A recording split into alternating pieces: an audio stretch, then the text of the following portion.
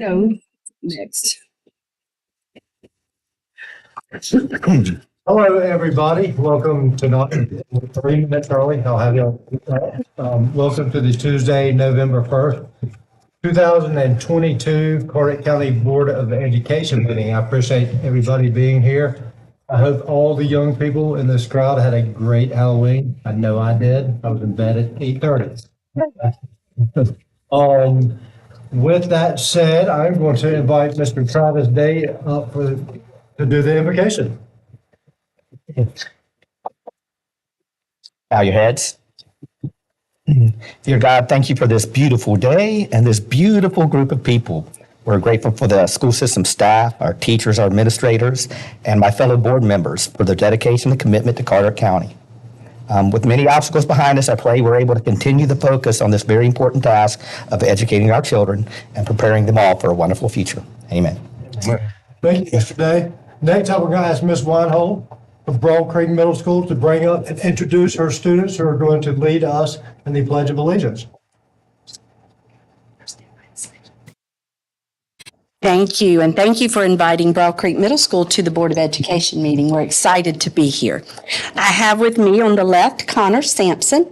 Connor is the son of Colonel Dennis Sampson of the United States Marine Corps and Miss Amy Sampson, who happens to be a teacher. He's an 8th grader.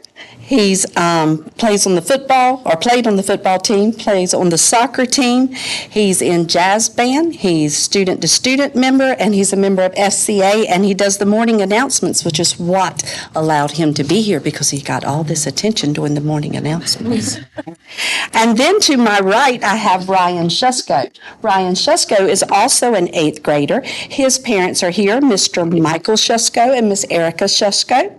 He's in 8th grade also. He played football. He also did the morning announcements. He's a member of Student to Student, was a member of Student Council last year, and he's in FBLA, and we can't talk about it, but he's the mascot.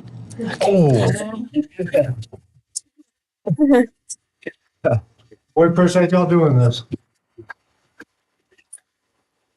I pledge allegiance to the flag of the United States of America and to the republic for which it stands, one nation, under God, indivisible, with liberty and justice for all.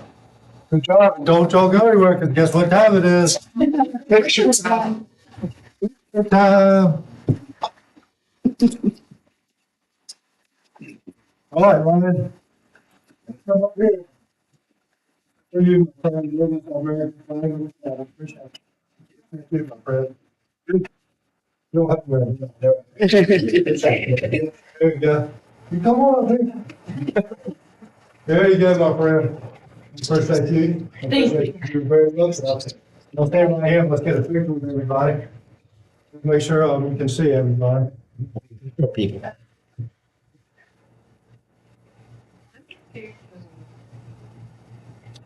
Thank you, guys. Thank you. Thank you. Thanks, Bill.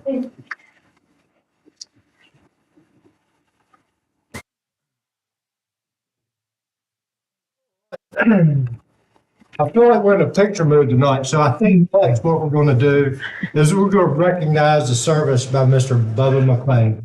Before we recognize Mr. Bubba McLean, I am going to say a little something. So I've been on this board for 4 years, and I knew who Bubba was before I was elected to this board. I knew him as, a personable, jovial, happy guy, but I'd never really spent any time with him. I've spent the last 4 years watching this guy be friends with everybody he met, but more importantly, he's become a good, trusted friend of mine. And I ran across this quote the other day, and it's by Douglas MacArthur. It says, "A true leader has the confidence to stand alone, the courage to make tough decisions, and the compassion to listen to the needs of others. He does not set out to be a leader, but becomes one by the quality of his actions and the integrity of his intent." And every action I've seen Bubba have has been an action of equality.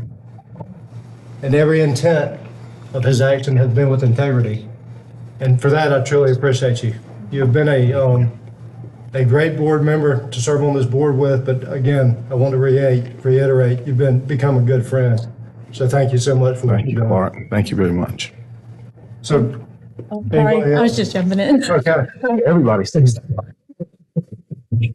When I first joined this board 4 years ago, Bubba was the first person that called me. And the one word that comes to mind when I think of Bubba is a gentleman. He is one of the kindest. You do think through everything. You're a great sounding board. I've probably called him more times than he liked. But he is an incredible person. He thinks so highly of his family, and that shows. And he thinks about every single child when he makes a decision. I think Clark has nailed it. Bubba cares about everyone, and he's just kind and compassionate, and I'm so sad to see you guys. Cheers. Thank you. He keeps telling me he doesn't believe me, but I'm so sad to see him. Thank you, Brittany, very much. Right. Moving on. With that said, we have a little gift for Bubba. I got it. Brittany is going to pull this out. And nothing else. Yeah. First name tag, yeah. Yeah, thank you.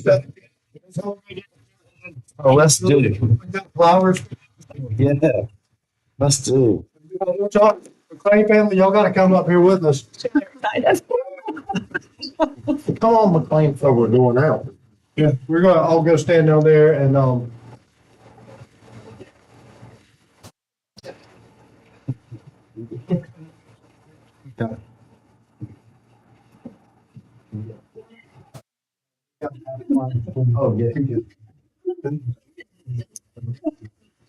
we go.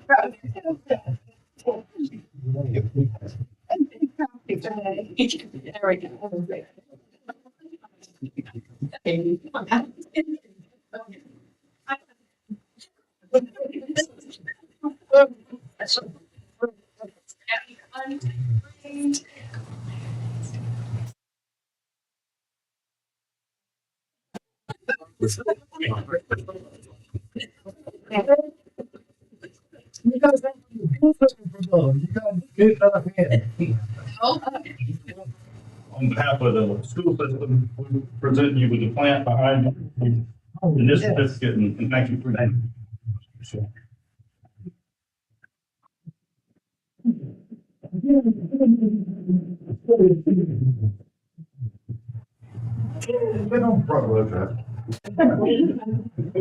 I just want to say a couple things just very quickly. Do we go sit down before you say? No, you can say, no, yeah.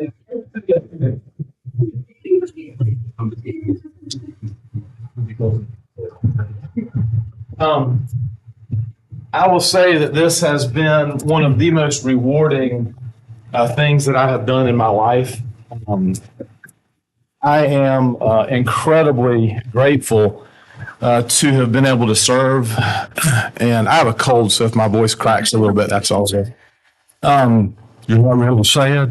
That's right. That's right. But I can tell you, I have been from day one, have been so incredibly impressed with the professionalism and the caliber of employees that we have.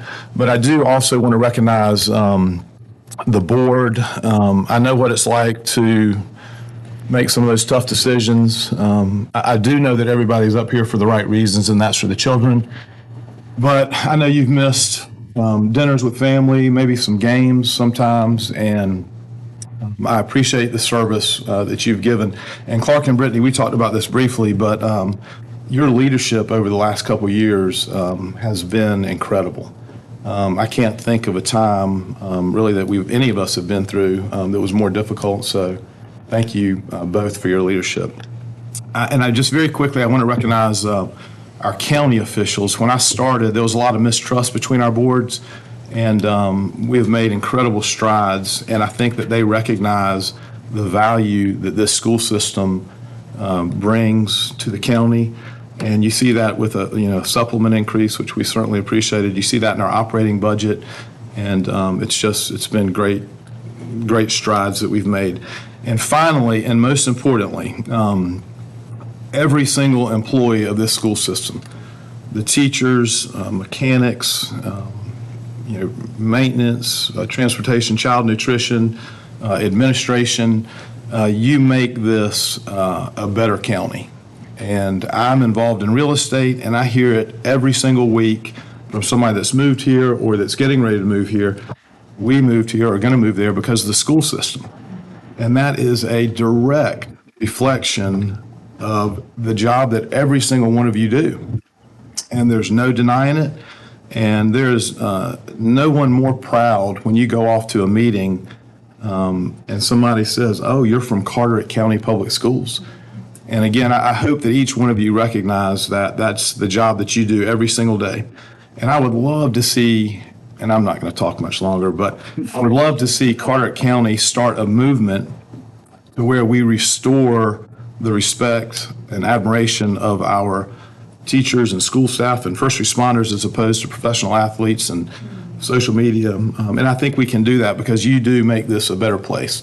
And I really wanted to go through name by name and thank everybody for the job you've done, but I've made some lifelong friends up here and some of the employees, and I just can't thank you enough for the opportunity. Thank you. Vote for mayor. Well, that's sad. That's sad. We're going to miss Bo. All right, we have now got Ms. Brittany Wheatley with a proclamation. Okay. November is North Carolina Career Development Month, and so I will read a proclamation from the governor of the state of North Carolina. North Carolina Career Development Month and North Carolina Career Development Coordinator Day 2022 by the governor of the state of North Carolina. Whereas career development coordinators and career and technical education, CTE programs in North Carolina's public schools are committed to helping students explore their potential, personal, social development, educational achievement, and lifelong learning, and career management within the National Career Development Guidelines framework. And whereas career development coordinators provide the supporting materials to ensure our schools meet the national standards and competencies established by the National Career Development Association. And whereas career development coordinators support the mission of North Carolina's CTE programs by providing community resources and services that help students succeed in life, college, and/or careers, citizen readiness, and as productive members of society. And whereas career development coordinators assist students with career planning and empower students to make informed decisions regarding their post-high school plans, which may include immediate employment in a civilian or military occupation, or further education at a vocational program, community college, or university. And whereas career development coordinators support the work of career and technical education organizations, extending student learning based on instructional competencies, career development education can contribute to increased attendance, raise achievement, and improve graduation rates. And whereas career development coordinators assist students in understanding the 16 career clusters in the National Career Clusters Framework, representing 79 career pathways to success in college, career, and citizen readiness. Through development education, CTE students gain the critical thinking, creativity, problem solving, leadership, and essential employability skills necessary to thrive in the modern business world and contribute to the vitality of our state and nation. Now, therefore, I, Roy Cooper, Governor of the State of North Carolina, do hereby proclaim November 2022 as North Carolina Career Development Month and November 16, 2022 as North Carolina Career Development Coordinator Day in North Carolina and commend its observation to all citizens. If I could have the Career Development Coordinators, Karen Davis, Pamela Robertson, William Sutton, Kathy Bernstein, and Amy McKay, and Allison Dees, CTE Director, please come forward to be recognized and have your picture taken with the board.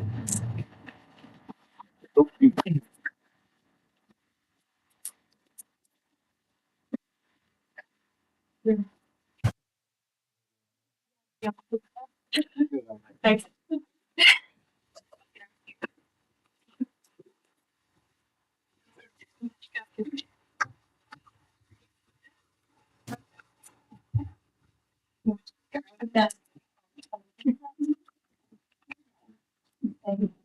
Thanks.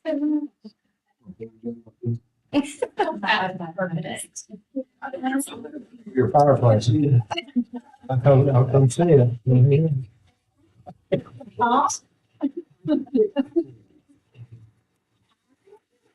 Really?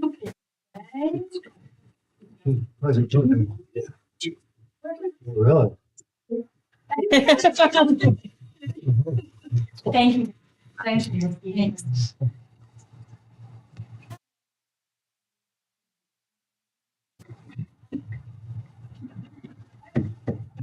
Thank you. Good job.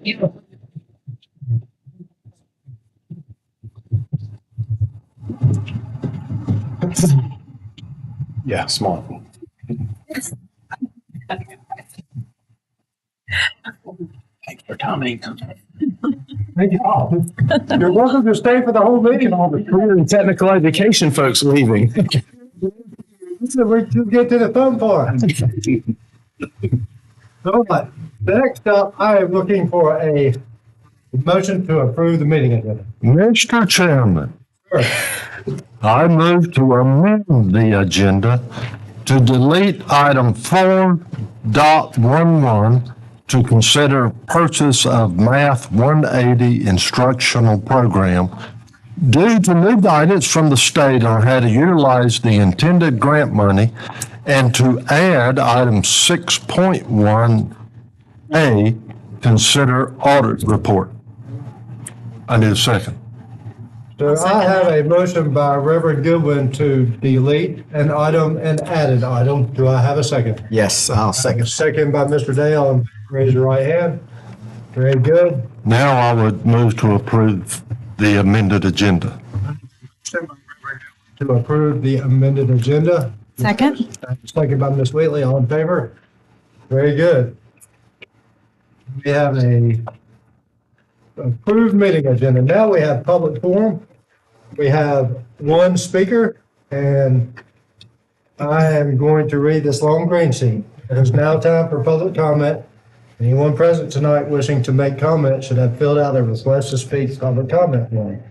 To ensure civility, relevance, and time management, there are specific requirements for public comment set forth in school board policy. They include comments are limited to matters pertaining to public education. The speaker shall state his or her name at the beginning of his or her comment. Speaking time will be limited to 3 minutes per person. A 3-minute timer will appear on the TV screens in the bottom corner. The timer will beep when there are 30 seconds remaining. It will then beep a final time when your time is up. For civility and decorum, no speaker shall make obscene remarks or issue personal attacks or insults. No complaint against a school employee or student will be permitted. Although this may be heard in closed session at a later date following consultation with the superintendent. Much information about individual students, including a speaker's own child, is confidential under state and federal law, and we discourage and often prohibit such information in open session. The chairperson may immediately terminate any comments that violate these rules. Board members will not respond to questions except occasionally to request clarification.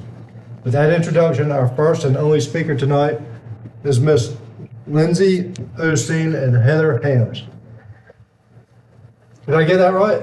You did. You Perfect.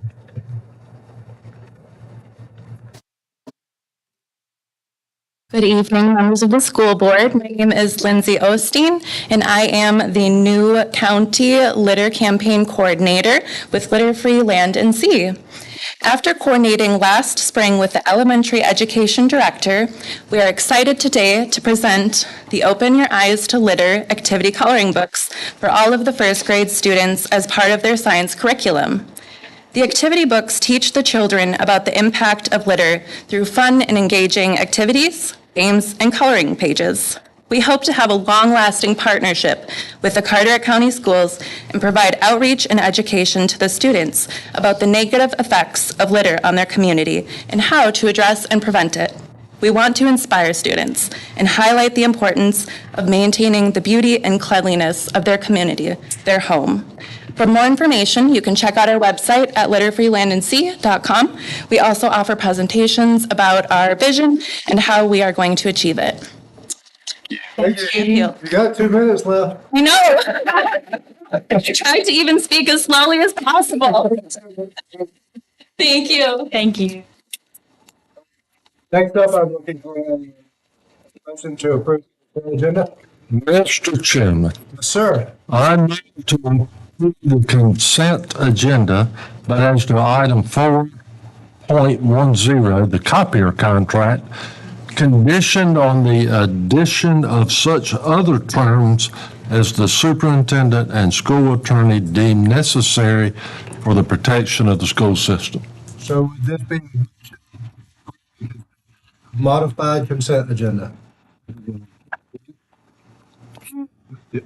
Yes. I'm amending Second. it, I think.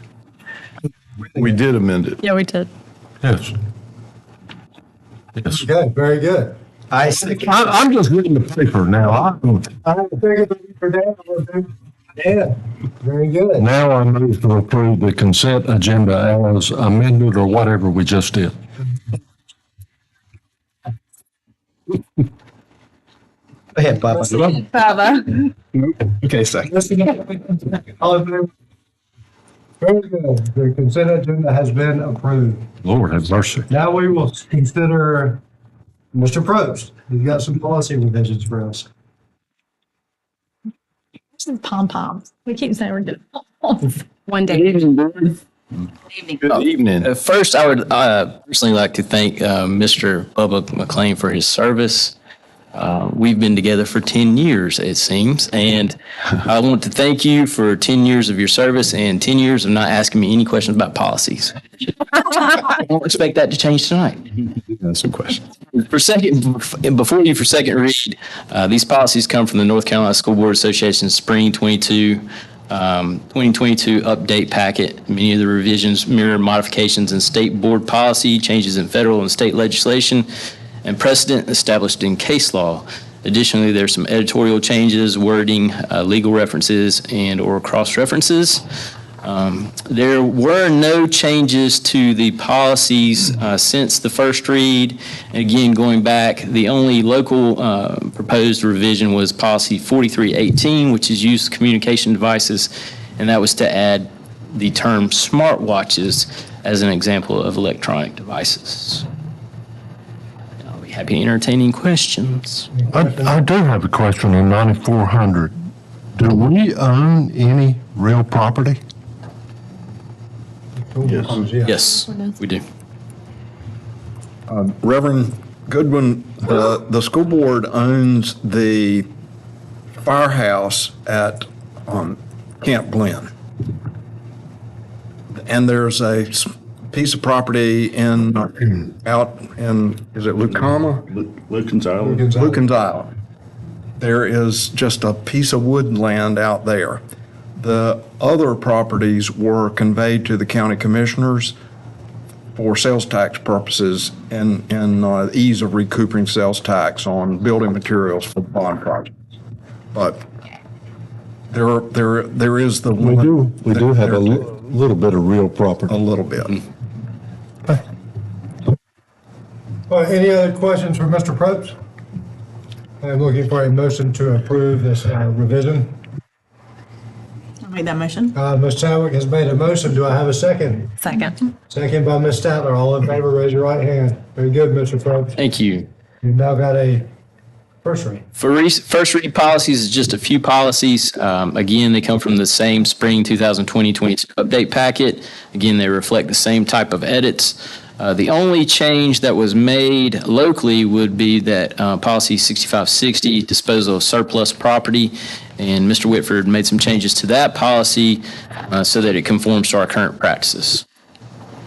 And that's all I have. Any questions on that, Mr. Probst?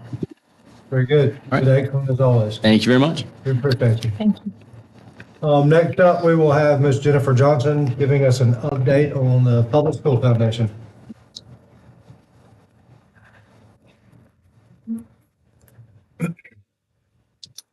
Good evening, and again, thank you for your service. We're all thanking you, but you deserve that after 10 years of service, so appreciate that.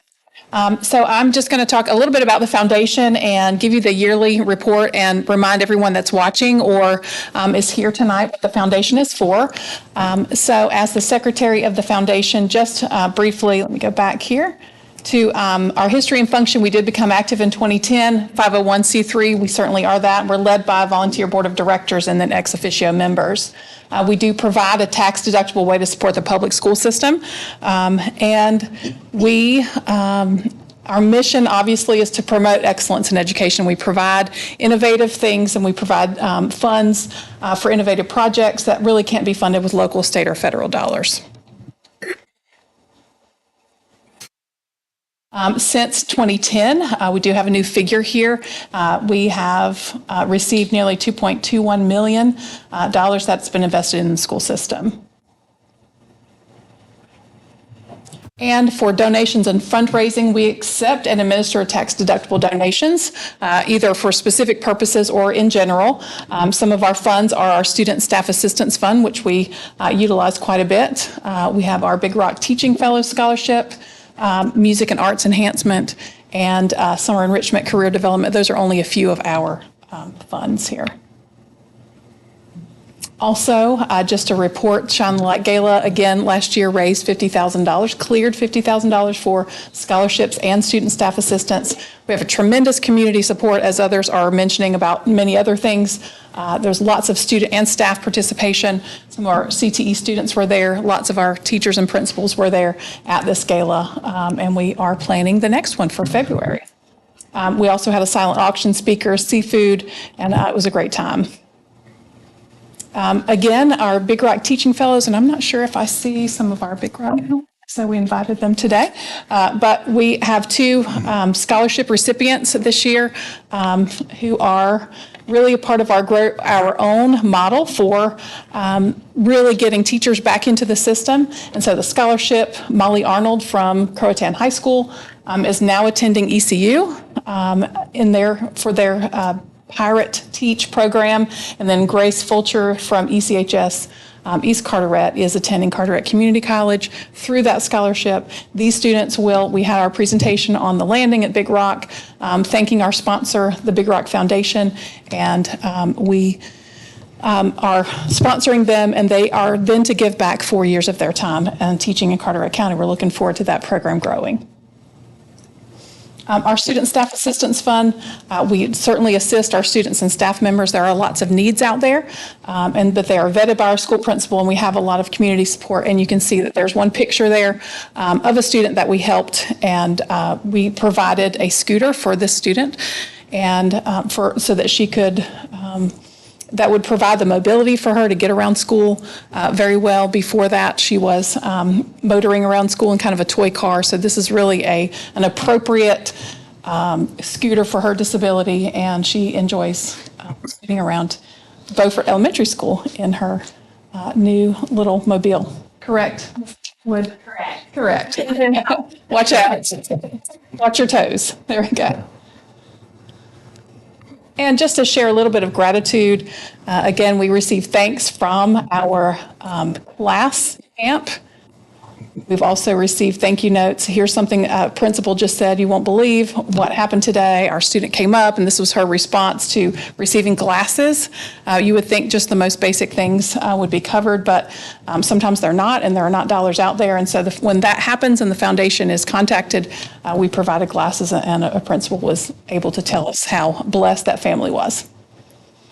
Here's another thank you note, just looking for just giving you thanks for being out of the shelter, there we go, and into a nice home. So sometimes we do provide rental assistance with the coordination of the family, and then providing some of their own funds as well.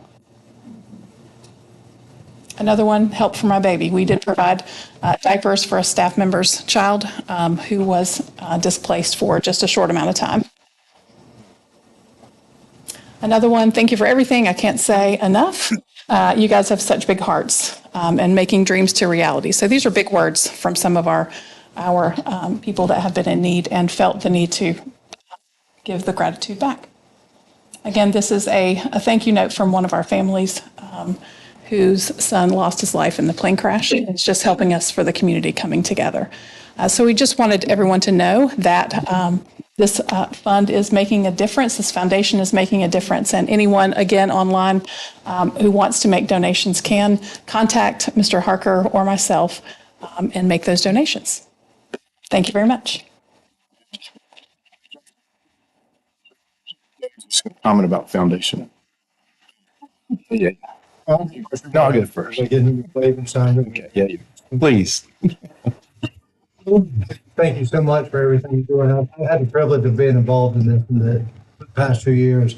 And I'd like to thank Tabby Nat. We don't really see her here anymore, but she is still the heart of, y'all are all the heart, but she is a big part of this foundation. But, you know, being such a deep dive part of this the past 2 years, it is, I mean, it really affects our kids' lives and our staff's lives in a very positive way, especially after the hurricane, y'all. And, you know, we had students who didn't have anywhere to live. We had staff who didn't have anywhere to live. This foundation helped them keep a roof over their head, get a hot shower, get a hot meal. So when you talk to your friends, especially the ones with a lot of money, and they want to give it away, talk them into giving it to the Carteret County School Board Foundation. So thank y'all so much. I was just thinking, people with a lot of money, I bet we could talk Adam and his group into donating to the foundation.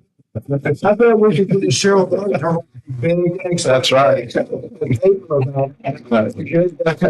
Community. But Clark, I was going to echo exactly what you said. And I don't know if it's that it's local or not, but it is one of the most impressive foundations that I've seen and been involved with. Every dollar in goes back out, and it goes to help people in the community, you know, from the hurricane or diapers. I mean, it is as impressive a group as I've seen. So thank you for your work. Mm-hmm. And thank you, Adam. Be my business card. Thank you. Thank you, Ms. Arkin. All right, next up, we have got a budget revision from Ms. Cardwell.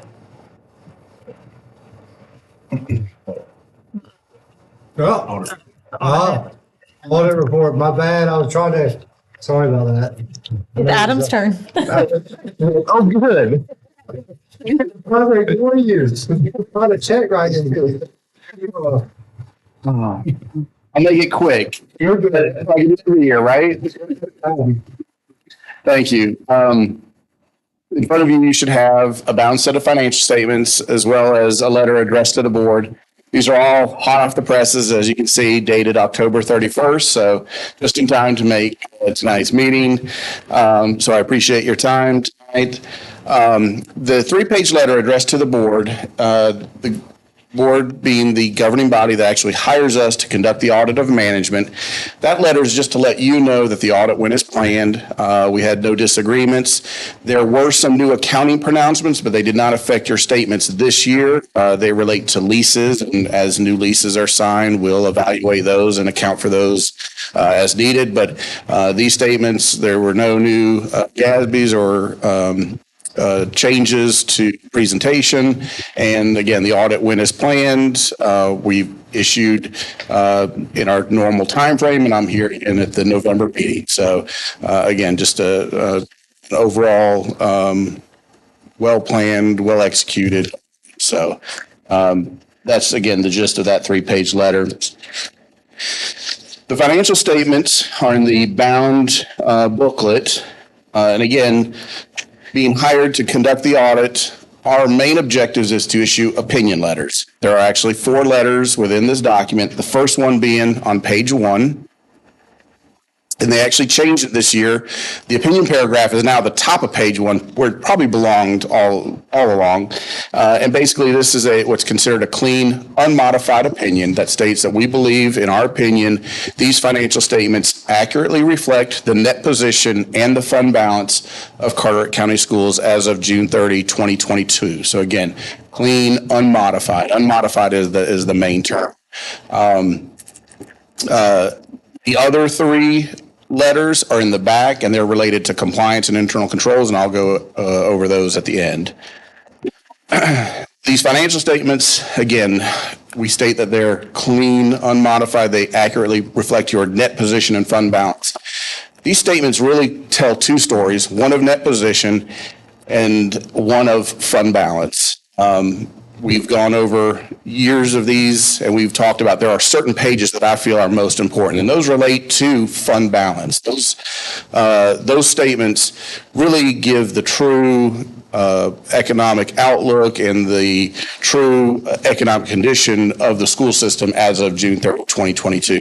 When you read through the first 10 pages of discussion and analysis, when you read about net position, that can change just based on a change in an actuary's discount rate on the pension plan.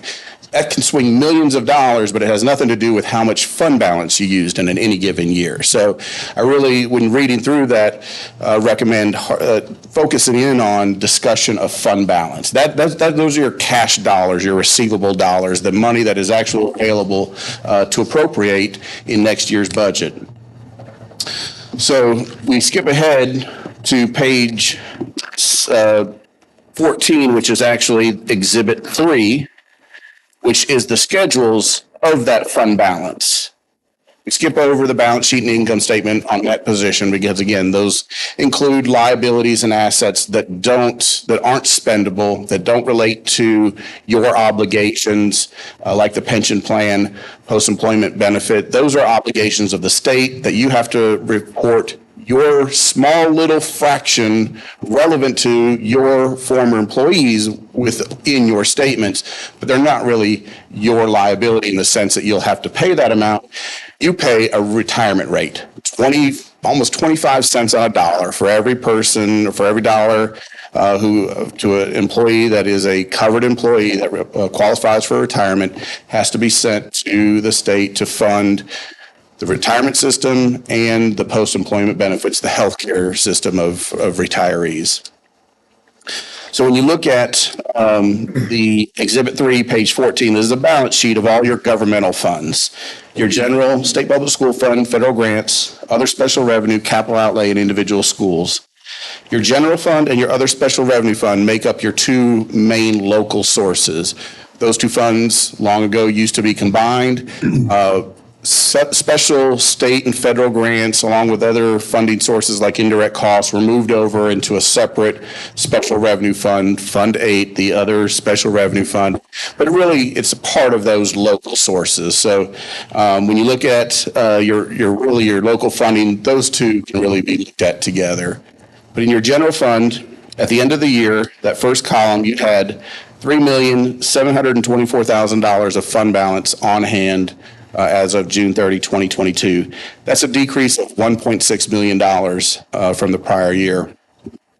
That fund balance number, I know over the years, a lot of questions have been asked about what is an appropriate fund balance, what do we need? And my answers have always been related to looking at how much you're using in a given year. I like to look at fund balance as you've used 1.6 million, how many years can you repeat that? And so with 3.7 million in hand, that's a 2-year cushion of using 1.6 million a year, barring change, decrease in expenditure or increase in revenue. And those are the two ways to affect fund balance. So again, using 1.6 million in 1 year, that's a pretty hefty usage of fund balance, but it was budgeted for from the beginning. The budget resolution showed you used about 1.5 million. Ending budget using 1.7, and you used 1.6. So there was no surprise here, but it is a significant decline, a third or so, fourth of your fund balance. Your other special revenue fund also has $2,175,000 of fund balance on hand, and that's an increase of $320,000 in the current year. So again, when you look at those combined, it's not as bleak of 1.6 million used. It's a net 1.3, but again, still a significant usage of fund balance. And there is $2 million of fund balance available in that other special revenue fund. A lot of those funds are restricted for special purposes, Medicaid, state and federal sources, but also a lot of it is available for appropriation. You also have $9.2 million of fund balance in capital outlay, but you don't really have $9.2 million. Those are Hurricane Florence funds, still have on hand, still spending. don't have to send them back yet, but fairly soon in the next couple of years, I think it's 2025. Those funds are to be used to make repairs and upgrades for damages caused by the hurricane. DPI has, other counties are utilizing these funds more loosely. DPI doesn't want the money back, but if you can't find repairs to make with them, it's going to have to be sent back. You were able to make use 500,000 of those funds this year, but still have 9,135,000 on hand. So still a lot of funds available for those repairs and upgrades, mainly repairs caused by Hurricane Florence all those years ago. But I think the ability to use those funds as you go down the line is just becoming more and more difficult on projects that actually meet the criteria. And then there are $1.3 million of funds on hand at the individual schools. Are there any questions about balance sheet, those funds? Again, I know there's a lot to go over, a lot of information there. I think the biggest takeaways is the fund balance usage, and then again, what to do with that $9 million of Hurricane Florence funds. You might be getting ready to ask the same question, but this is maybe one for Richie. Do we have some plans or uses for that money? For the 9 million, there are a few more projects out there, but as he said, 4 years out, it's in order to give it our due diligence to make sure that it was hurricane related, it's more difficult to use the money now.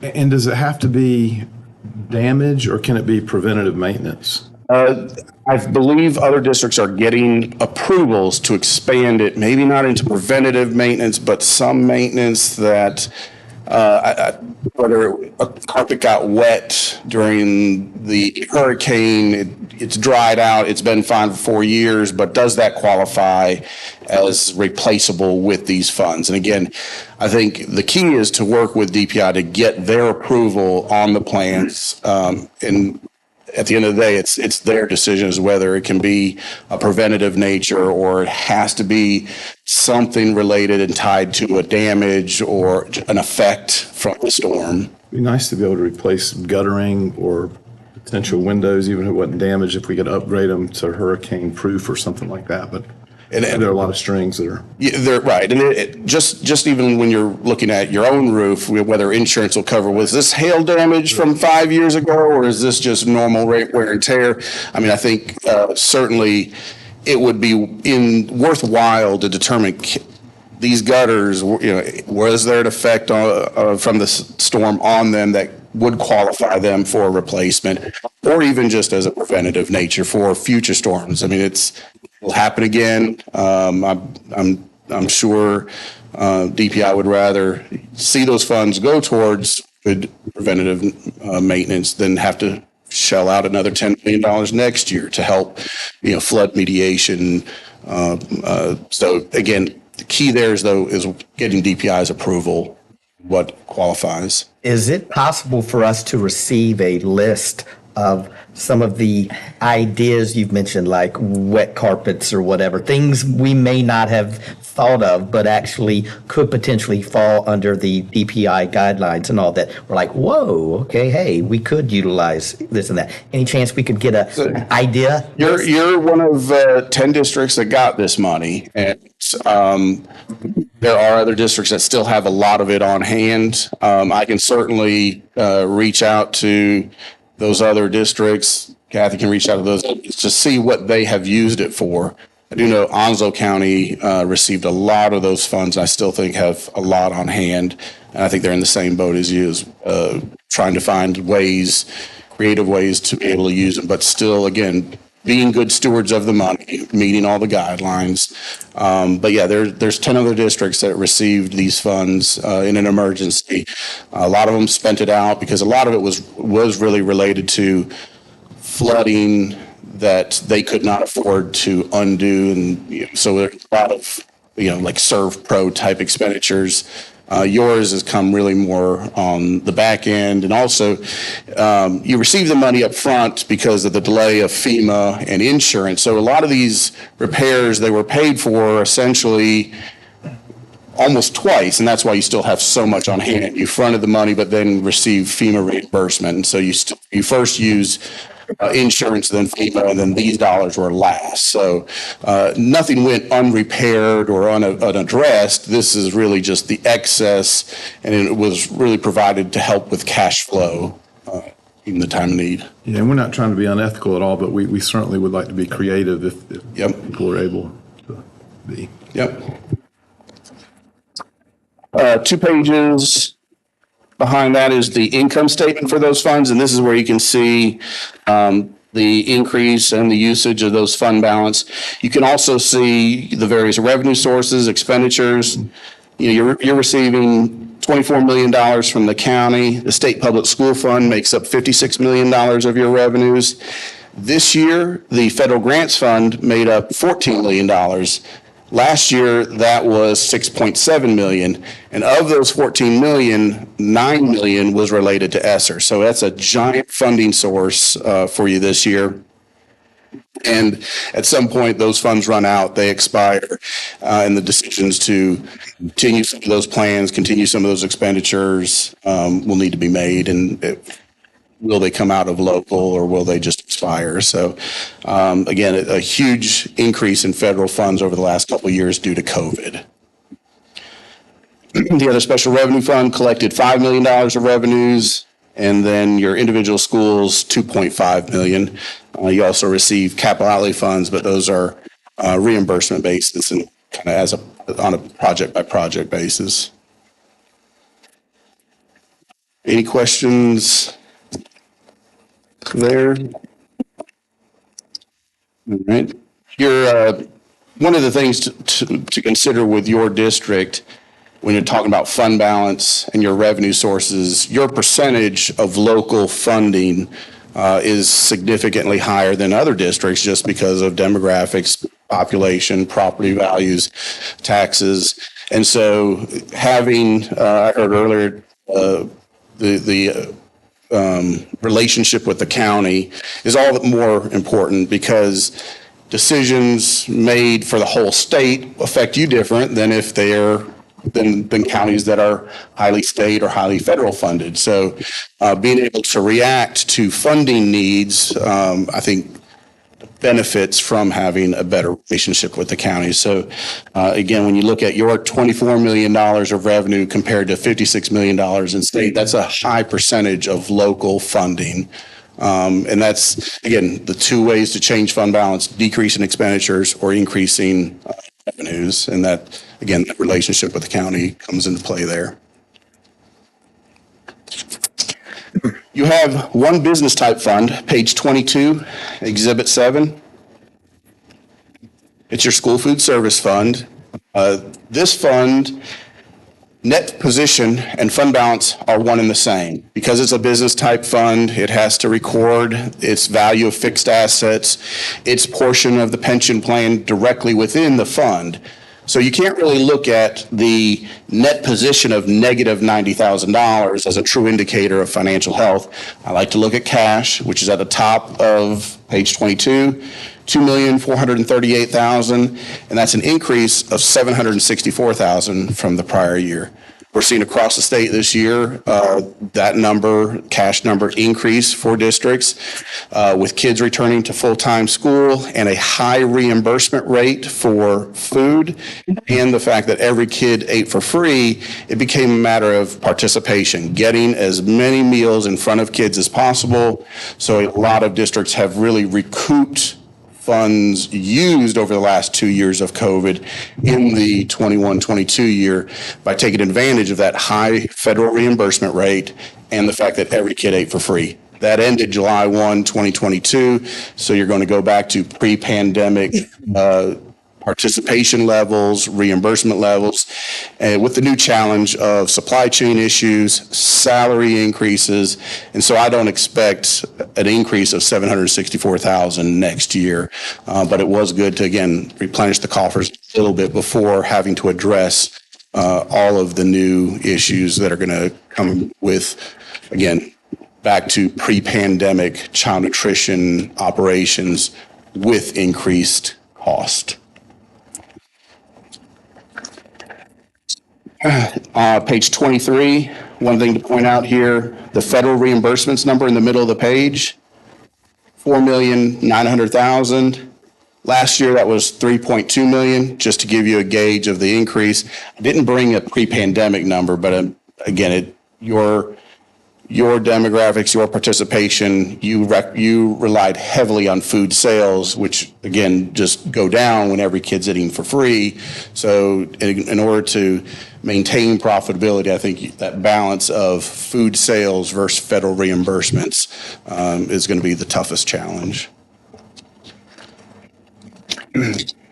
After that, there's a cash flow statement for that child or school food service fund that shows you that increase in cash. And then there are pages and pages of footnotes, additional schedules of those same funds, budget versus actual, beginning budget, ending budget. The footnotes include all of your financial assets and liabilities, descriptions of those, details, receivables, payables, your roll forward and fixed assets, your pension plan portions, all of that's discussed in those footnotes. But if you would, one schedule I did want to point out, page 53. This is a 10-year schedule of covered payroll compared to the required contribution to the plan, you know, that 25 cents per dollar we were talking about. 16 of those cents last year related to the pension plan. So that's that contribution, 16.38. That's the percentage for every dollar of covered payroll that has to be sent to the state to cover the pension plan. But the schedule shows salaries as it relates to and compared to the contribution. And so you can see between 2022, your board's total covered payroll, 53.9 million, compared to the last 3 years, which were 49.7, 49.7, and 49.8 million. A significant increase in salaries, heavily funded by bonuses, additional salaries covered by COVID.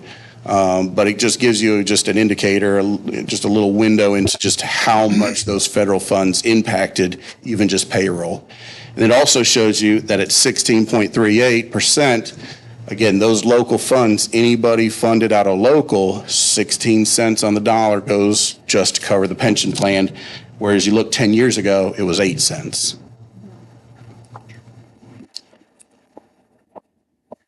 Do you see that continuing? Yes. This year is now 24.5. I have heard talks of 30%. Wow. The pension plan for North Carolina for the teachers is, I think I keep bumping this, is actually well funded. Like for every dollar of liability, there's actually 95 cents of assets on hand. The problem is the retiree health benefit. For every dollar of liability on hand there is 7.7 cents. It's a giant unfunded liability. That is where I think you'll see continued growth. Now that benefit actually expired at the end of 2021. New teachers don't get guaranteed health care after they retire, making it difficult to recruit teachers. But yes, I don't see that trend changing. It'll ebb and flow with the stock market, and there's actually a delay. It takes a while for the actuaries to value everything, and so if we hit a recession, that 95% funding level will go down. They'll change the retirement rate to try to improve that. So yeah, trend towards 30%. I don't think you will never see 8 again. But it went from 24.1 to 24.5 in in 6 months. So It's a lot of money. yeah, it is. It is. At the beginning, I said there were other letters. Page 63 is the beginning of the other 3 letters. One of them over internal controls, one of them over state compliance, and one of them over federal compliance. Again, all 3 of these are clean, unmodified opinions. We noted no deficiencies in internal controls. We noted no findings or question cost in state or federal dollars that we audited for compliance. This year, for your federal programs, we audited all the COVID dollars, and you received child nutrition, and you received a grant from the FCC for emergency connectivity. So those funds were your federal programs that we audited, and for the state, we audited the State Public School Fund, which has to be audited every year, and the NC Pre-K program.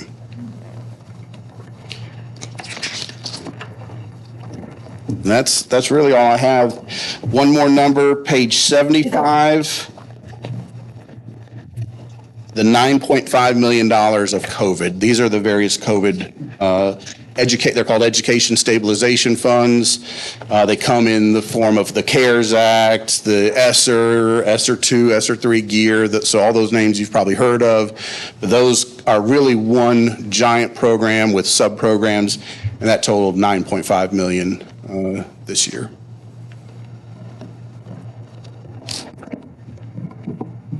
And that's it. Again, I thank you for your time. I'm sorry to see you go. I'm gonna hate the relevant questions that I can answer every year, but I'm sure somebody will take that place. Try to think of some. Yeah. Thank you. You've been here the entire time, and thank you for what you've done for us. Not thank you because you're just reporting the data, but right. And being able to explain it to somebody that doesn't understand accounting like you do. So thank you. So our firm does 77 of the 115 school districts. I personally work with 19.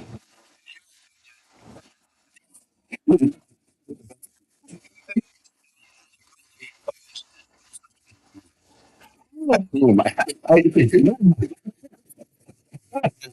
me to stop? I do. Your commissioners are great. There is no easy way because the diversity, county by county, it is hard to write one plan for the entire state. It just doesn't work because Carteret County schools issues are different than Bladen County schools, which is just down the street, but completely different funding and service providing. It is difficult to see one plan that would fix everything. I do think the federal funds received from COVID have taken a lot of counties that were going to have real financial issues and helped them because they provided some much needed services that were probably being neglected to begin with. And also you're able to charge indirect costs on those federal funds. You're charging indirect cost on those federal funds. DPI actually this year raised the indirect cost rate that you could charge on those federal funds, again, to help some districts replenish fund balance. So that the federal government stepping in has been a blessing, even though it was in reaction to a real need, but it's been a blessing to a lot of districts. No different than the funds from 2008. They came just in time and took a lot of districts that had low fund balance and helped them. And even these funds are helping them do repairs that are much needed, roofing, windows, HVACs. So again, there's no one good answer whether obviously every district would say yes to more funding, but it's a difficult balance for sure. So again, without giving you an answer, it's not yes or no. What's that? Yeah, we would be an entirely differently looking county without the local funds. Your county commissioners step It's in. remarkable. So we recognize that. And that's why I wanted your opinion, because I don't know how other counties, what kind of situation they're in. So I just, I was interested in hearing your opinion. Yeah. With obviously a good relationship with the county is always needed, but it matters most when it comes to statewide mandates for districts that are highly locally funded. And those are going to be districts in and around major cities, on the coast, up in the mountains. And so, again, your challenges are different than 2/3 of the counties in the state. So, again, I really think that relationship with your county plays a more important role, especially when it's working in the right direction. Because again, with that usage of $1.6 million and looking at 2 years available, it's going to become a very important discussion topic over the next 2 years.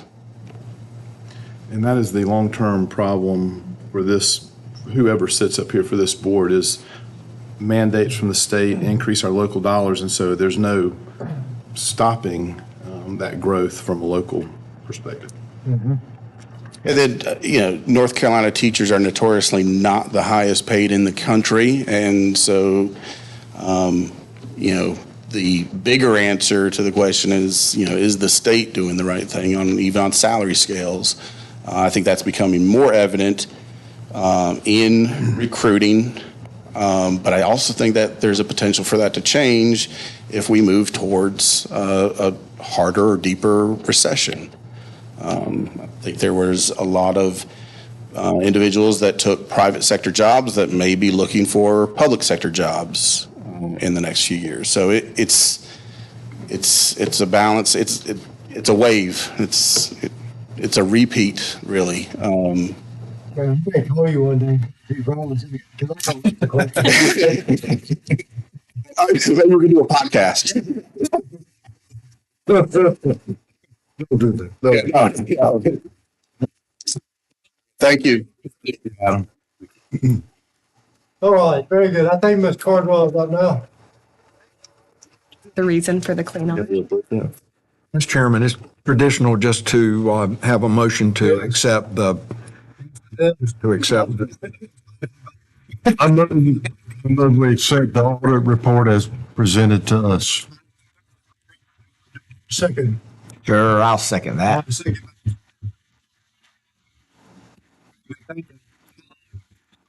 Okay.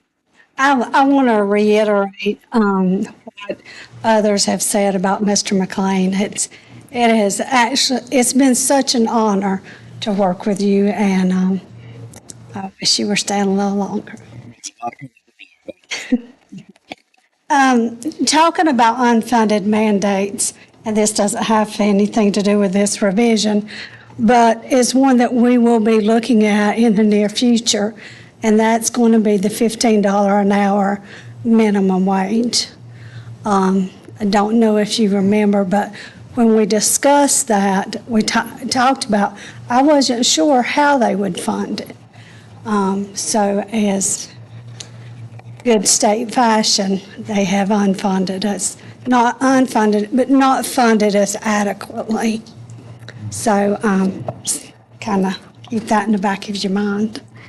In the consent agenda, you approved replacement of the air handler units and condenser units for East Carteret High School.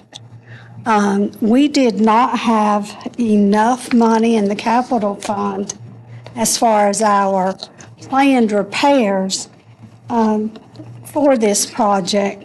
So the budget amendment that I have is to appropriate $57,078 from what I call our capital fund balance. And that amount is very small. We get sales tax reimbursement, and so that's how that grows a little bit every year. I think we may have 150,000 right now. But we'd like to appropriate 57,000 of that in order to do the air handler project. And that's the budget revision. I move to approve the budget revision number 1 as presented.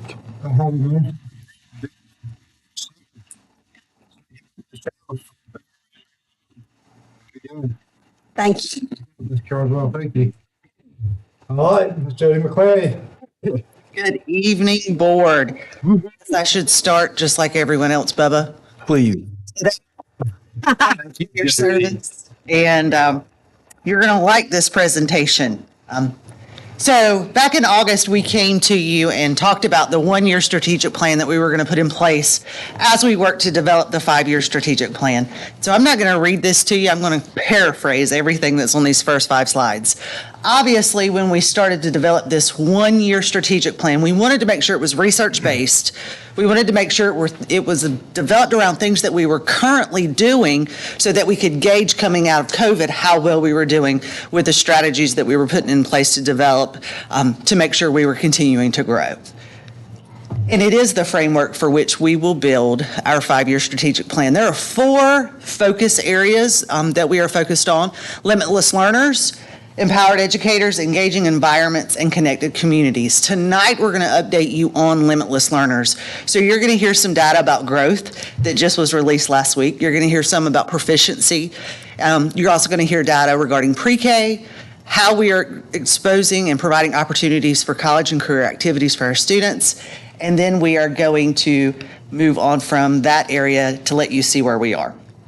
In coming months, we'll address each focus area, but let's just start right here. So paraphrasing objective 1A. 1A deals with growth for all students. I love growth because growth doesn't have an endpoint. No matter where you are, we all can continue to grow. 1B focuses on proficiency in math, science, and reading. We know that proficiency took a hit with COVID, but we can continue to focus on growth. We will bring those proficiency rates back to where we are accustomed to and beyond.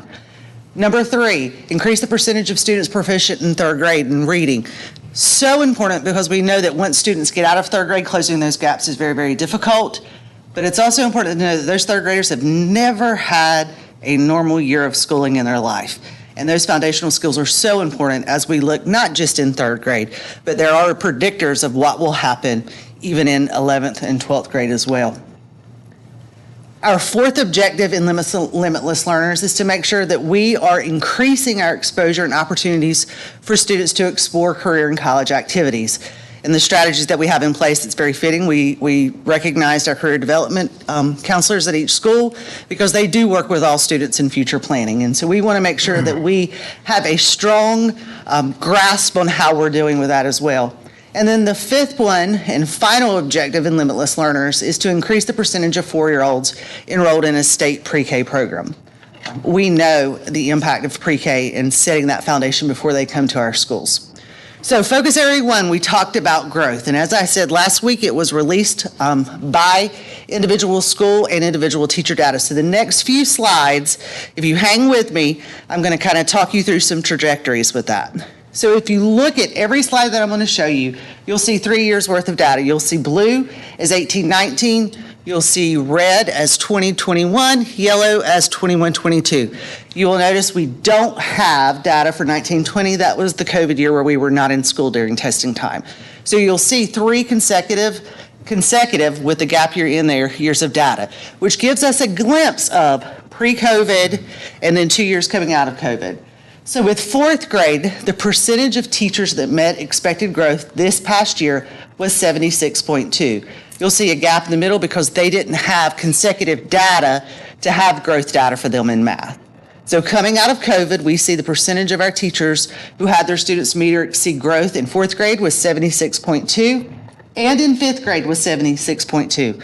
We see a decline in 4th and 5th grade math, which is consistent with state data with math across the board. Math was hit hard in grades 4 through 8 particularly. Now, if you look at math 6th through 7th, you can see 6th grade, we had 80% of our teachers proficient. 7th grade 90.9, 8th grade 90.9. Do want to point out significantly higher than the state's average with that. So we are seeing incredible results with our teachers meeting growth in those middle school grades. If you look at high school, 100% of our teachers met expected growth in Math 1 and 90.9 in Math 3. That is almost 30 percentage points higher than the state average with that. So when we talk about growth, it's not just one year's teacher. I want to think that we are a system, pre-K-12, everybody plays a part in that. And if we continue to target that with students and track where they're going, we'll see hopefully these kind of results with growth as they grow. We look at reading, 100% of our third graders met expected growth. That's been consistent over the 3 years. Fourth grade, 90.5% of our teachers met expected growth. Fifth grade, 95.2% of our teachers met expected growth. Moving on to middle school, we had sixth grade 92.3, 93.4 in seventh. 100% of our eighth grader teachers in eighth grade met expected growth, and in English too, 100% of our teachers met expected growth in reading. Let's look at science. So science, fifth grade, we saw a huge dip. That's across the state. We went from 100% of our teachers being proficient to 72.2. We've dug into that a little bit. One of the things that's important to know about the fifth grade science test, it is heavy literacy. It is heavy literacy. And reading a scientific text takes a different set of skills than when you're reading an informational text that's historical or a fictional text. COVID, we focused on what we had to focus on, and so we do see a dip there with that. Again, not just Carteret County, that's across the state with that. Eighth grade science, 75% of our teachers met. In biology, 100% of our teachers met or exceeded expected growth in science. So some celebrations. This slide here, we dug into the actual student groups for the district. So when we think about student groups for across the district, we look at all of AIG, all of students with disabilities, economically disadvantaged, those student groups. 100% from a district standpoint of our student groups met or exceeded growth in reading and science. 100%. That's phenomenal. 89% of our student groups met or exceeded growth in math. We had one student group district-wide that did not. That were our students with disability group. They missed meeting growth by 0.13 of a point. Still phenomenal work for those students who have challenges and those teachers who dedicate so much time to them. But when we look for growth, our focus area for a district is going to be on our math grades 4 through 7. As we look at making sure we have strong frameworks of modeling, guided practice, independent practice, and clear feedback on where those problems are happening. So that is in a nutshell the growth category. So I thought we'll stop there if you have any questions before we dive into some more data with that. All right. Objective B deals with proficiency. And so real quick, third grade proficiency rose to 69.4 in math. Fourth grade math rose to 63.9. Fifth grade, 62.9 this year. We look at middle school, saw some nice gains in their proficiency. Math, 65.5 in sixth, seventh, 61.9. Eighth grade, 59.8. Again, those are impressive gains. When we look at Math 1, it grew to 54.7, which doesn't seem like a lot, but the state percentage was in the 30s. So that still is very impressive.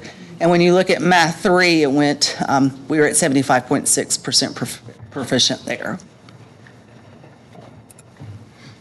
Reading, third grade, 56.5. I want to take a look at that. So when you look at a 3-year average on that, you do see a steady decline with that. Again, I think we have to dig into the third grade students who have missed so much of those foundational skills, whether it was we were out for COVID or we had quarantines. And in addition, I think we know so much about what we need to do in terms of the science of reading with teaching those foundational skills. It's perfect timing. I know it's a lot of work for our teachers, but it is incredible information that will help us address those foundational deficits. When you look at fourth grade reading proficiency, up to 60%, and fifth grade reading proficiency fell to a 52.4. So we had third and fifth grade where we saw drops in proficiency with that. If you look at middle school proficiency, we had an increase in sixth grade. Seventh grade maintained pretty much the same at 62.5, and then we did see a 63.1 drop there in eighth grade as well from the previous year.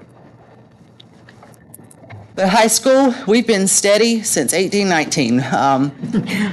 COVID, no COVID, we are rocking and rolling at 72% proficient there as well.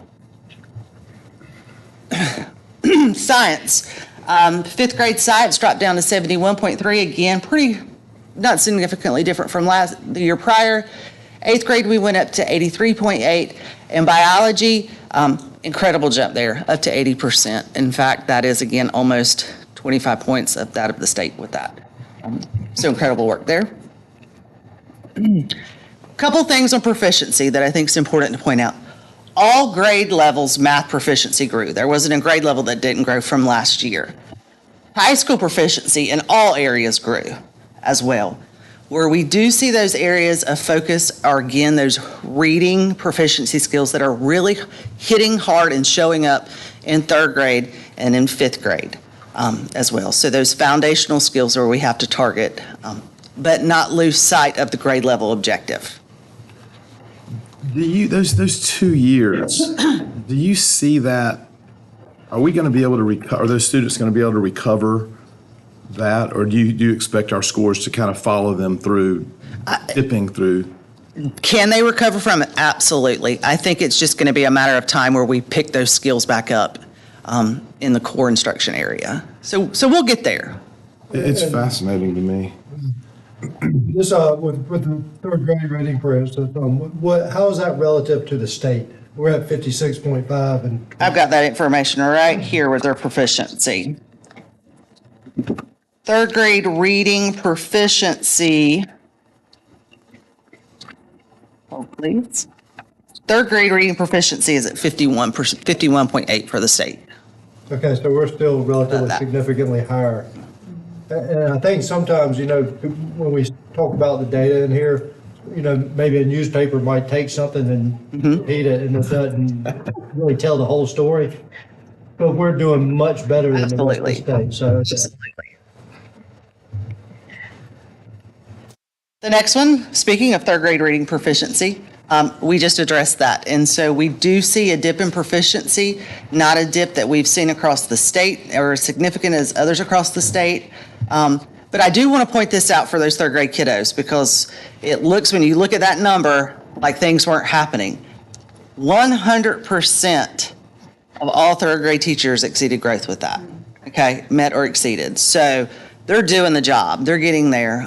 It's just going to take a little bit of time for that to translate into that one-day test. Those children also were not in school like ever. Ever in their lives. Ever. Absolutely.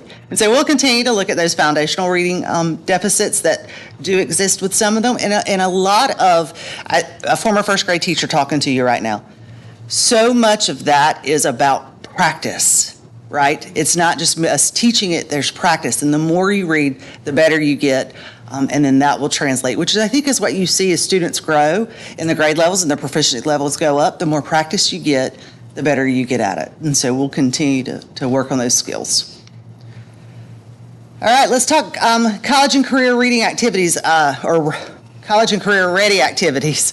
We have College and Career Promise, which we've talked quite a bit about in the past, but we also have our career development coordinators who do a lot of practice. I am going to share some CCP data with you. So we have two pathways, and we talked a lot about this in the past, that students can participate in CCP through the community college. They have the CTE pathway or the college transfer pathway. And so if we look at the CTE pathway, in 21-22, there were 337 courses taken at the college by our Carteret County Public School students. As of October, the middle of October, we had 120 courses taken through the CTE pathway, okay? So we still got next semester to get students involved in that. It's a little bit lower. Part of that number being higher there were the math students who were there last year that were in that pathway. So that number is a bit higher. We have had our partnerships through the community college coming out to our schools to talk about medical assisting, CNA in those courses, to let them know that these options are available for them and to counsel them on what those opportunities are, to make sure we get that information out with them. College transfer pathway, all of last year, we had 335 courses taken in that pathway. As of right now, we already have 378 courses being taken. So we've exceeded it already just in this semester for our students to participate in that. So we're going to celebrate the college transfer, continue to get that information out, but again, looking at how do we make sure that we provide those CTE pathways for those students. And the last area, we just talked about this one. The last area that we looked at was pre-K programs. And so we do have 4 years worth of data here with the number of students that were enrolled in pre-K. As you can see, students that were enrolled in pre-K that are served in through our school system, we ended with 156. We've been steady over the last 2 years. Private sites where we have pre-K students served, you can see in that we've had a steady decline. They're struggling to find staff to work in those settings with them. And so we're committed to continuing to maintain that pre-K enrollment in our school buildings, but also partnering with our private pre-K providers and our Partnership for Children to problem solve those staffing challenges that they are having in those private centers. Is that a pay and benefits? Yeah.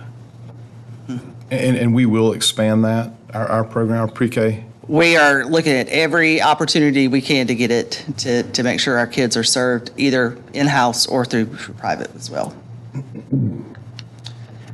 And so the last thing I wanted to say, and I think, Bubby, you hit it on the head when you were speaking earlier, of the people that work in this system.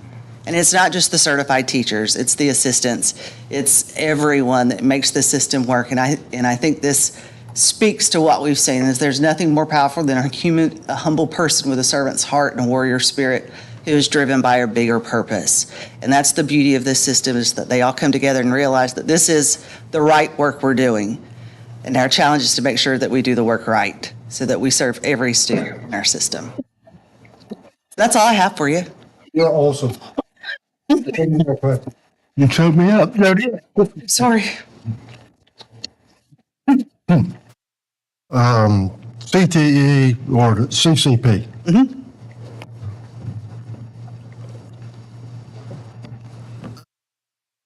As we're on the backside of mass now, I don't mean to be bringing up a sore subject. We wanted it to be CTE. It was initial. It became early college, which kind of plays into this graph right here, that it seems that we want more CTE than the students do. I don't. And maybe their families. I'm asking a question. I agree. And I think that's a big piece of it, is that the students are, our ability to have conversations about what they want needs to be first and foremost. We don't want to pigeonhole a student into an area. We want to explore. And so you'll hear more about this coming up soon, but on the 14th, we are training all middle schools, 6th through 12th grade on a platform called Major Clarity. And that part of that is looking at having students in 6th grade through 12th grade begin to think about their future, their career plans. What is it they want, so that we can better guide them, show them what the possibilities are for their future. And so that will be a huge help in making sure that we don't push them in something they don't want. They need to steer that ship with their families, and we are there to support them in their goals. It's interesting. That chart's interesting. So. All right. Thank you so much.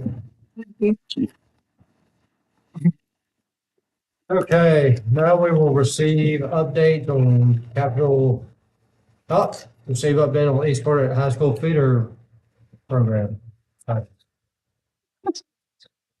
So we had a great meeting, and Jennifer and Jody were there, and we played some games on what people wanted to see and the strategic plan. I think it was a lot of folks there. Yeah, there were a lot of families there, and I think it was a great way to start out the year, because the families were able to see the strategic plan and see kind of where we were heading. And it did allow, the game that Catherine's talking about, it allowed for families to write down things that they hope to see out of their graduate.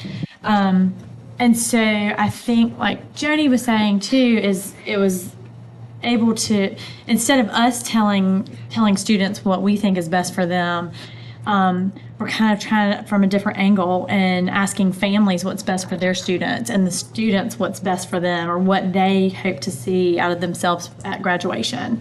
So I thought that was a really neat way to go into it. And I liked the way the meeting was set, the meeting was set up. Yeah, I think it allowed input from the families versus, just people telling us what's going on, and reading a script basically. And so it really allowed input. And I thought it was a great way to get input from the families. Yeah, less formal. So many go do. Just making sure. We didn't get to play the games. Yeah, Good. Yeah, I thought it was a successful meeting. Yeah. Enjoy doing those informal get-togethers with the parents and getting their input. So I appreciate y'all doing that. And I appreciate you putting this together for them to see and have some input. So, all right. Now we will receive updates on capital projects. For the capital projects, there's nothing new to report.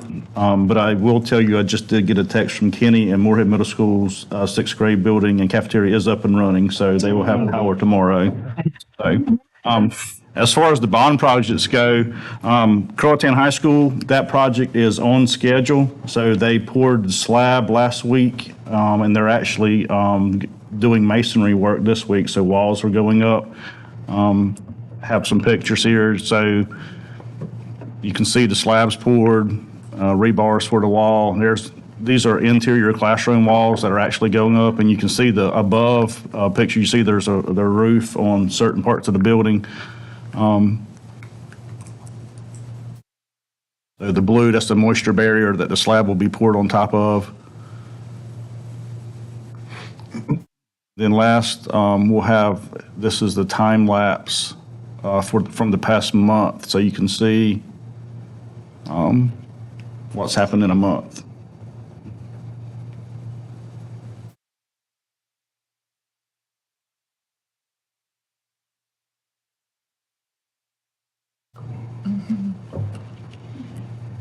And that's provided by the contractor. It is.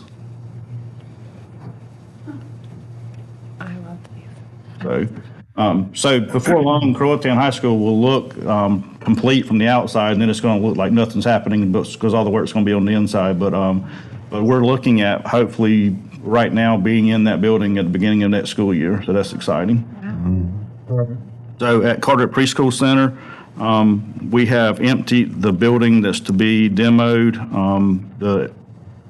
All the plumbing was disconnected this week. The electrical was disconnected today. The power will be cut off tomorrow, and they will actually start demolition on Monday, the 7th. So that project's well underway. The security walls, the last time we talked, I reported that we were waiting on bricks. The contractor has found another brick vendor, and we picked out the brick there, so we're just waiting to get the brick before we start, and depending on the color brick we're able to get first will depend on what job we start first. As I said last month, we don't want to go dig holes to have them sit. We want to make sure we got the product on hand before we start those projects. But those projects are well underway. That's all I have for the bond projects. Very good. I appreciate it.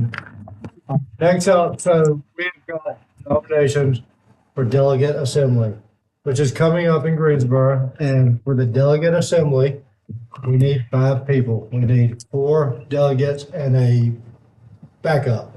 And there just happens to be 5 of us going. Now, I'm going to take the lead, and I will be one of the delegates. But who wants to be the backup? I'll be the backup. I need a motion for Brittany to be the backup and the 4 others to be the delegate. I'll make that motion. Mr. Crane has made the motion. Do I have A chicken motion. Second. Mr. Dane has seconded this motion. All in favor? Raise your right hand. Fantastic. We finally got. So y'all know, it's just a voting. You don't have to do anything. You just have to vote. That's all you have to do. It's a good thing to step up for. We're going to switch this around a little bit. I'm going to speak first, and then I'll let the board members speak, and then I'm going to let Mr. Paylor speak last tonight. So I intentionally did not welcome our new assistant superintendent, Ms. Jody McClenny, and our new superintendent, because I didn't want to take away Mr. Richie Paylor from Bubba's departure. But now Bubba It's gone. is going. We have got a fantastic new superintendent and a fantastic new assistant superintendent, along with Mr. Probst, who are going to keep this school system rocking. And I just wanted to tell y'all how excited from the bottom of my heart that y'all are in these positions and that y'all are part of the school system. Again, I talk every day about my kids, and my kids are blessed to have y'all as leaders, all of y'all. So thank you for being who you are, and I'm fired up about it. So I appreciate y'all, and I'm excited. And let's move forward, and bye, Bubba. All right, did y'all have any questions, any thoughts? I have one. Okay. You are going to leave a big hole in this board. Thank you. That's heartfelt. And I will ditto that. And I had a big, long, speech, probably going to cry kind of thing. Yeah. And, but I've known Bubba for a long time. He was John back then. Yeah. And I kind of struggled with the whole turning the nickname over to Bubba, but he does kind of look like a Bubba, I think now. So I'm kind of good with it. Bubba with our hair. But he has been an asset for this community and this school board, and he will be sorely missed. And it's very much appreciated, all your hard work and dedication over this long, long time. And you often don't get enough thanks, probably, but thanks from us, because you were a joy to serve with. Even those times we didn't see eye to eye. I agree. Still, every single decision you handled with grace, and you respected other people's opinions, and it is much appreciated. Good luck. Good luck. I only had 2 years with you, but I think you have a really unique ability to listen to someone's point of view, even if you don't agree with it, validate their opinion, and respectfully give yours. And I hope that's something we can all learn. Especially, I would love to take that forward, because I think you do that with a lot of grace and integrity. I want to say thank you. We hadn't always seen eye to eye, but I appreciate you and thank you. We are going to miss you. Thank you, Kath. Thank you very much. I've got a lot to say too. I don't want it to end really. Oh boy. Well, you made that decision. I did say that earlier, that, I think our differences are what makes us a really strong board, and the fact that we can talk about everything. But just very quickly, Neil, I wanted to, have you got your hearing aids in? Okay. Huh? My sophisticated one. I wanted to thank you for your leadership since I've been involved. Your intelligence and your your manner in which you handle yourself has been invaluable. You've kept us out of trouble, and so thank you for your service too. Well, Bubba, let me say this, and I've said it before, the people of Carteret County send the best of the best to this board. And you are among the best of the best of the best.